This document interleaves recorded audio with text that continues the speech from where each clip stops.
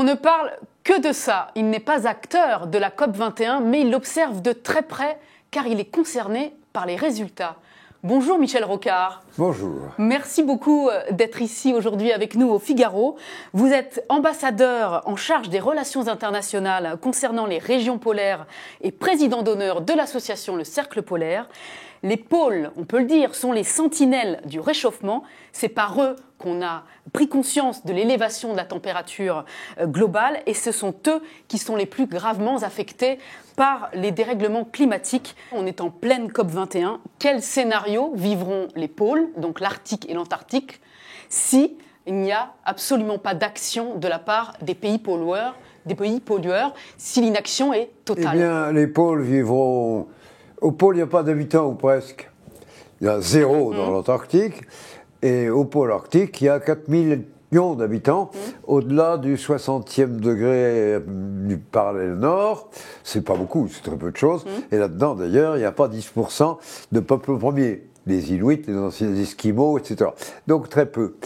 Mais si la COP21 échoue à mettre en place un mécanisme de combat contre l'effet de serre qui soit efficace, la fonte glaciaire va continuer. Ce qui veut dire que dans les 20 ou 30 ans qui viennent, on pourra 5 à 6 mois d'été naviguer sur la moitié de l'océan Arctique, probablement même faire un peu de croisière commerciale, de transport commercial, passant par le pôle Nord pendant les mois d'été. Ça va réchauffer aussi les terres environnantes qui sont toutes gelées, et en se réchauffant les terres environnantes, ça s'appelle le pergélisol. Les Anglais appellent ça permafrost. C'est le même mot pour dire la même chose, sauf que comme tout le monde parle anglais à ces sujets, le mot de permafrost est beaucoup plus souvent entendu que celui de pergélisol. Le nôtre, à nous, francophones, il est pergélisol. En se dégelant, le pergélisol lâche du méthane. Dans l'atmosphère. Et le méthane, dans l'atmosphère, pour le moment, il y en a 3% de l'atmosphère contre 40% de gaz carbonique, de CO2, mais le méthane est un gaz à effet de serre infiniment plus violent, de l'ordre de 7 à 8 fois plus violent que n'est le CO2 dans son art d'arrêter les ondes de chaleur et renvoyer. Toutes les ondes sont réfléchies, c'est vrai de la lumière comme de la chaleur, et la Terre renvoie tout ce qu'elle reçoit. Tout ça est extraordinairement dangereux. Mais c'est le réchauffement général. On va pouvoir, ça va rendre exploitable les immenses gisements de gaz et de pétrole qui sont dessous. Justement, j'allais vous demander, est-ce qu'il est illusoire d'imaginer qu'on pourra sanctuariser le pôle Nord, donc l'Arctique, comme ça a été fait pour l'Antarctique, si on envisage qu'à terme, les énergies fossiles, le gaz, le pétrole, ne seront plus des priorités, donc nous n'aurons plus besoin d'aller l'exploiter là-haut? Alors là-dessus, une réponse brutale, il faudrait le faire. Il faudrait que nous arrivions à ralentir beaucoup notre consommation d'énergie fossile pour calmer l'effet de serre, qui va faire des ravages partout ailleurs.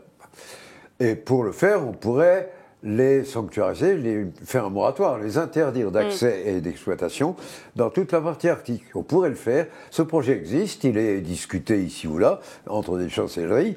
Vous avez dit illusoire, c'est un mot un peu féroce, mais dans l'état actuel, d'abord de nos consommations énergétiques, dans lesquelles les fossiles font 65 ou 70% toujours. Bon. Et le pétrole est dominant dans les fossiles. Il y a un peu moins de charbon, et on ne parle pas beaucoup de charbon. Mais il y a le gaz et le pétrole, à eux deux, c'est l'essentiel. Et c'est vrai qu'on n'imagine pas beaucoup de pays, notamment les États-Unis ni la Russie. Les États-Unis, on ne l'imagine pas parce qu'ils tiennent à leur autonomie et à leur choix. La Russie parce qu'elle reconstruit sa puissance sur la vente de son pétrole et de son gaz. Et donc, on le voit guère. Ça fait pourtant partie des enjeux qui doivent être en cours de discussion en ce moment même, au Bourget, à la COP21, ils devraient, s'ils sont. Alors, je voulais vous demander, à propos d'un sondage publié par Le Parisien il y a 3 jours sur le scepticisme des Français quant aux chances de succès de cette COP21, 59% des sondés jugent l'échec de la COP21 inéluctable. Est-ce que vous faites partie des sceptiques ou des optimistes quant aux chances de succès de cette conférence? Ni l'un ni l'autre, parce que je fais partie des compétents, des experts. Bon. Et je sais qu'en effet, les chances de réussite sont aujourd'hui assez rares. Elles ne sont pas nulles cependant. un certain nombre de chefs d'État, le principal étant le nôtre, François Hollande, le président de la République française, se déchaînent et ont donné beaucoup d'importance à ça. Le président des États-Unis, c'est quand même le plus gros pollueur juste avant la Chine, se déchaîne lui aussi, bien que le Sénat, qui aux États-Unis, c'est la chambre haute des États-Unis, contrôle beaucoup plus la politique étrangère de l'exécutif qu'il ne le fait en Europe à d'habitude et qu'il ne le fait surtout en France. Le Sénat l'entrave beaucoup et ne veut pas entendre parler d'une solution ayant force de loi et qui soit contraignante, mais lui voudrait bien que les États-Unis en général et que l'humanité tout entière fassent un pas en avant tout à fait considérable. À propos de la COP21 et donc de ce scepticisme ambiant dont je vous parlais, est-ce que vous pensez que certains pays créeront la surprise favorable, en particulier les États-Unis par exemple?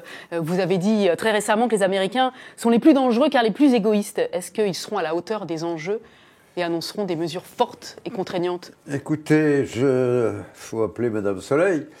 Je ne suis pas une voyante, je ne sais rien deviner de tel. Alors, y a-t-il une nation qui nous réserve une surprise pour ces derniers temps? Première remarque, on est au travail en négociation depuis 1 an et demi. Bon. Si les résultats positifs étaient en vue, ça saurait, il y a des chances. Or, ça ne se sait guère. Il nous reste l'espoir du dernier moment, le final de nuits ténébreuses pendant lesquelles on s'enguirlande beaucoup et dans lesquelles on peut craquer, céder à la pression ou pas.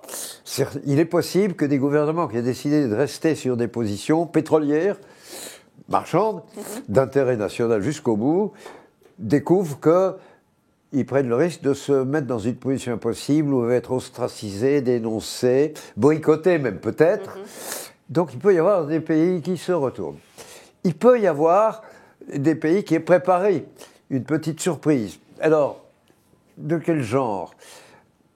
Il y a 3 types de surprises que des pays peuvent nous faire. La première, c'est d'améliorer le texte dans lequel ils disent qu'ils sont d'accord sur le diagnostic, ça va mal et c'est dangereux. Et quelquefois, on chiffre le diagnostic. Pour le moment, nous sommes toujours à 5-6% de tous les gens, de tous les États rassemblés qui affichent qu'ils n'y croient pas. Alors, en fait, ils sont probablement informés aussi bien que les autres, mais leurs intérêts, l'Arabie Saoudite, et même leurs scientifiques, parfois la Russie, commentent que tout le réchauffement climatique, c'est un coup monté par les médias occidentaux pour affaiblir la Russie. Mon œil, pourrait-on dire, enfin c'est un peu vulgaire, mais les Russes se sont un peu moqués de nous. Mais la Russie est un pays sérieux, qui a besoin du respect des autres, et qui y tient plutôt. Donc, n'attendons pas. On ne sait pas non plus ce que le président Obama aura in extremis obtenu comme sacrifice de ses sénateurs les plus réticents, mais comprenant que s'installait comme l'horreur, l'affreux, le pollueur en chef et l'organisateur de la pollution par les autres, pour les États-Unis, c'est pas bien, ils le paieront. Et il doit y avoir, même parmi les sénateurs qui sont sur cette position, des gens qui disent quand même, il y a peut-être des limites. Est-ce que Obama a fait quelque chose là-dessus? Je ne sais pas. Troisième et dernière remarque sur ce sujet, pour le moment, et avant des surprises de la dernière semaine, on est dans la dernière semaine, il reste 8 jours, 7 jours je crois. Jusqu'au 11. Le pays qui a le plus surpris, c'est la Chine. La Chine, qui a été un pollueur extraordinaire, qui l'est toujours d'ailleurs, a découvert, depuis qu'elle se laisse aller un peu plus d'écoute de son peuple, c'est pas de la démocratie, mais enfin, c'est un changement de régime intérieur quand même. Elle a découvert chez elle des catastrophes écologiques épouvantables. Et elle est en train de faire une espèce de révolution interne d'une extraordinaire brutalité. À la chinoise, c'est relativement brutal. Mais jusque ça ira, jusque ça ira dans l'acceptation de règles qui soient mondiales. Rien n'est impossible. Tellement la Chine affiche maintenant qu'elle est parmi les plus convaincus que c'est le monde entier qui va à une catastrophe. Or, quand un pays d'1,3 milliard d'habitants, qui a vocation à être la première économie du monde dans pas très longtemps, qui est déjà la deuxième, et qui est la 6e de la population, s'aperçoit qu'on va à la catastrophe tous ensemble, il ne peut pas ne pas se sentir non seulement en danger, mais surtout en fonction de responsabilité. C'est possible. On verra. Moi, je serre les mains et j'espère, parce que je crois beaucoup à ce danger énorme. Vous parlez de la Chine comme un potentiel influenceur pour l'avenir et que si la Chine prend une décision radicale, les autres suivront.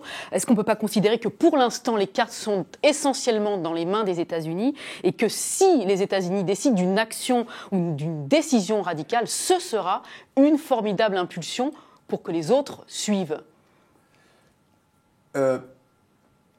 On peut le dire comme ça, mais les États-Unis ont un poids tel qu'indépendamment du fait de savoir si les autres suivent, il est essentiel qu'ils prennent les mesures pour eux-mêmes, c'est clair. Et ils le savent d'ailleurs, il n'y a pas d'hypocrisie là-dessus, ils le savent très bien.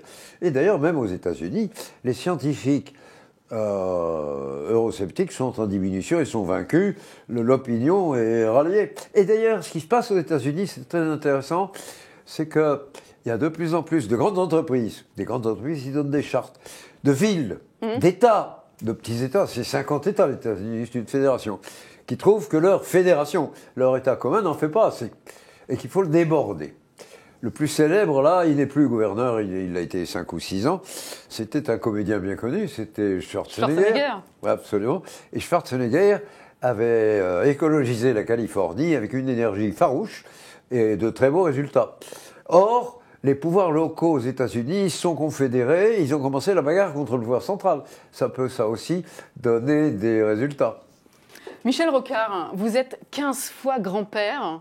Est-ce que le combat que vous menez aujourd'hui en faveur des pôles, est-ce que c'est aussi pour vos petits-enfants et aussi pour les générations futures d'êtres humains que vous êtes toujours dans la course comme ça? Quand on est 15 fois grand-père, on se pose des questions sur les conditions dans lesquelles ils vivront et les conditions où vivront dans lesquelles vivront leurs propres petits-enfants. Tout ça, c'est la vie, simplement. Mais c'est sûr que je ne réagis pas comme un célibataire. Je me sens concerné par la suite.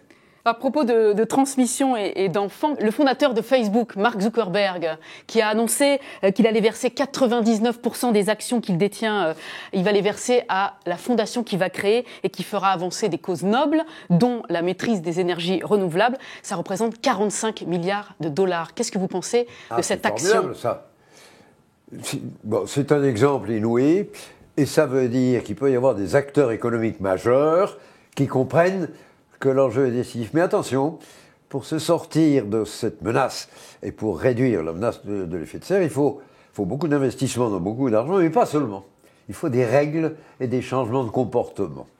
Mais enfin, tout de même, la puissance d'un geste pareil va entraîner du monde, ça c'est sûr. Merci beaucoup Michel Rocard d'avoir été notre invité aujourd'hui. On vous retrouve bientôt peut-être pour la suite. Qui sait? Après le 11 décembre peut-être? La seule chose certaine, c'est que ça continuera à me passionner. Merci beaucoup. Merci à vous.